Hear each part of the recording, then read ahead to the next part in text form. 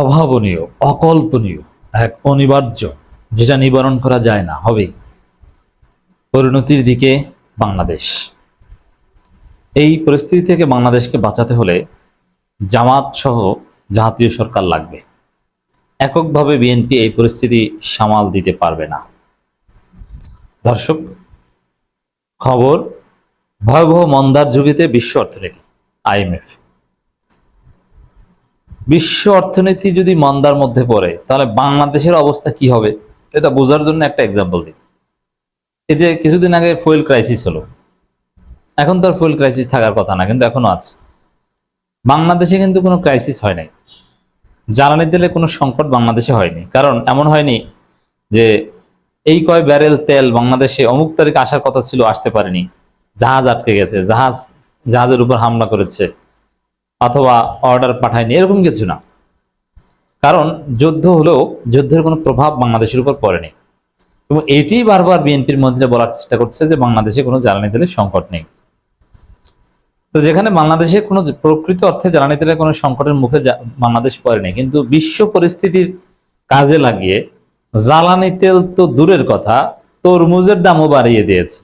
কারণ তরমুজ বিক্রেতারা মনে করতো যে হরমুজ প্রণালী বন্ধ হয়ে গেছে, এই হরমুজ প্রণালীকে তারা মনে করতেছে তরমুজ প্রণালী। এটা একটা উদাহরণ যে সব জায়গায় দাম বাড়িয়ে দিয়েছে।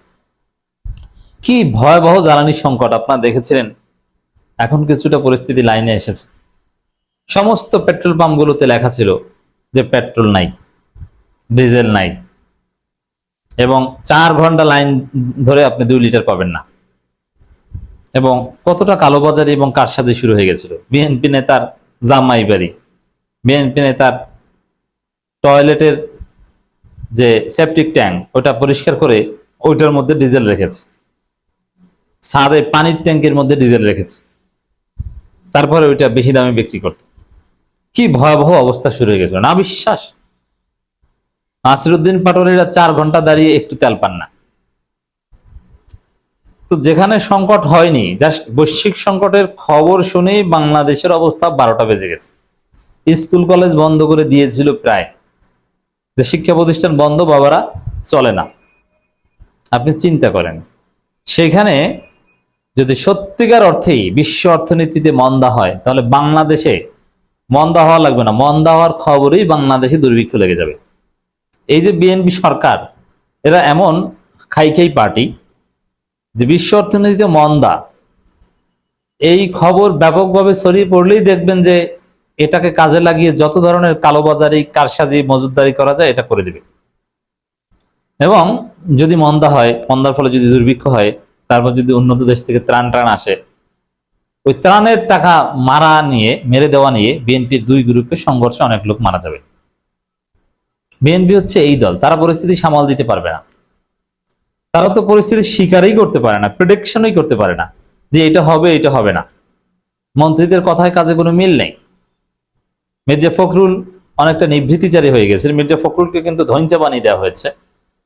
মির্জা ফখরুল খুব কম কথা বলেন, মন্ত্রী, বাট দল নিয়ে কিন্তু কথা বলেন না। দল নিয়ে কথা বলেন সব সালাউদ্দিন আহমেদ। তো সালাউদ্দিন আহমেদের দোচনে মির্জা ফখরুল ইসলাম আলমগীর চুপচাপ।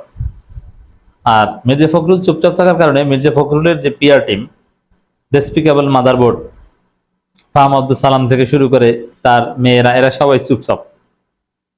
এদের মুখে কুলু পেটেছে। প্রধানমন্ত্রী বিশেষ সহকারী হওয়ার একটা চান্স ছিল, কিন্তু বেচারা তাও হতে পারলো না। তো দর্শক, এক একজন এক একটা কথা হবে। মির্জা ফখরুল একটু স্বীকার করেছিলেন যে সামনে ভয়াবহ একটা অবস্থা আছে, কিন্তু অন্য মন্ত্রীরা মির্জা ফখরুলকে থামিয়ে দিয়েছেন যে না, কোনো সমস্যা নেই। আর এদিকে বিএনপি সরকার দেশে ফটকাবাজি শুরু করেছে। তারা কৃষক কার্ডের নামে ফটকাবাজি করে, ফ্যামিলি কার্ড, অমুক তমুক হাবিজাবি এগুলো দিচ্ছে। তো দর্শক, এই ভয়াবহ মন্দার ঝুঁকিতে বিশ্ব অর্থনীতি, এর অনিবার্য প্রভাব পড়বে বাংলাদেশের উপর। তো মন্দার ঝুঁকিতে, মন্দা শুরু হয়ে গেছে এটা কিন্তু বলেনি আইএমএফ। তো মন্দার ঝুঁকিতে, মন্দার ঝুঁকি, এই খবরেই বাংলাদেশে দুর্ভিক্ষ লেগে যেতে পারে। মন্দা হওয়ার আর দরকার নেই। আর হলে যে কি হবে, আল্লাহ বাঁচাক বাংলাদেশকে, দোয়া করি আল্লাহ বাংলাদেশকে হেফাজত করো। সবাই আমিন লিখবেন, আমিন না লিখে যাবেন না। আমাদের দোয়ার বদৌলতে যদি বাংলাদেশ কিছুটা বেঁচে যায়, পরিস্থিতি সেদিকে যাচ্ছে। দর্শক, ভয়াবহ মন্দার যুগিতে বিশ্ব অর্থনীতি। আইএমএফ বলছে, আবার আইএমএফ এর কাছ থেকে হিউজ অ্যামাউন্টের লোন আনছে বাংলাদেশ, এবং লোনের টাকা নাকি দিবে, এটা ফাইনাল হয়েছে। আইএমএফ এর লোন আর একটা ফাঁদ, আইএমএফ এর লোনের ফাঁদে যারা পড়ে এরা বের হতে পারে না। তাহলে বুঝেন যে মরার উপর খাড়ার ঘা পড়বে। এখন এই মন্দা, এটা ডলার কেন্দ্রিক, ডলার ডোমিনেটেড যে ব্যবসা বাণিজ্য, ডলার সংকট, এই রিলেটেড মন্দার প্রেডিকশন করছে আইএমএফ। আর ওই রিলেটেড ঋণ টিন আনছে বাংলাদেশ আইএমএফ এর কাছ থেকে, বিশ্বব্যাংক, আইএমএফ, ব্রেটন উডস, এগুলো একই। আর কিছুটা ঝুঁকিমুক্ত অবস্থায় আছে রাশিয়া, চীন, এই ব্লকটা। তাহলে এই ব্লকে যাওয়া তো দূরের কথা, বাংলাদেশ ওই IMF, world bank, USD vested ব্লকে ঘুরপাক খাচ্ছে। তাহলে এটা থেকে আরো জোরালোভাবে বলা যায় যে বাংলাদেশ সিভিয়ারলি ঝুঁকির মধ্যে আছে, ভয়াবহ মন্দার ঝুঁকিতে বাংলাদেশ। এবং পৃথিবীর অনেক দেশ নানান বিকল্প স্ট্র্যাটেজি নিয়ে এই মন্দা থেকে বাঁচতে পারলেও বাংলাদেশ এই মন্দা থেকে বাঁচতে পারবে বলে মনে হচ্ছে।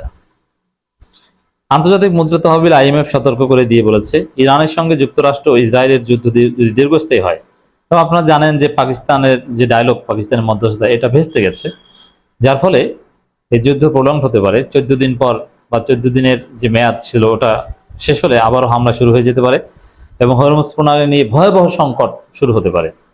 এবং হরমুজ প্রণালীতে যুদ্ধজাহাজ মোতায়েন করেছে যুক্তরাষ্ট্র, এবং তারা নিয়ন্ত্রণ করতে চায়। এটা অন্য কেউ তো আর ছেড়ে দিবে না, ইরান বা ইরানের মিত্ররা চুপচাপ বসে থাকবে না। এতে বিশ্ব অর্থনীতি সত্যিকার অর্থে আরেকবার একটা মন্দার কবলে পড়তে পারে। দীর্ঘস্থায়ী এবং জ্বালানি তেলের উচ্চ মূল্য অব্যাহত থাকে, তবে বিশ্ব অর্থনীতি ভয়াবহ মন্দার ঝুঁকিতে পড়বে।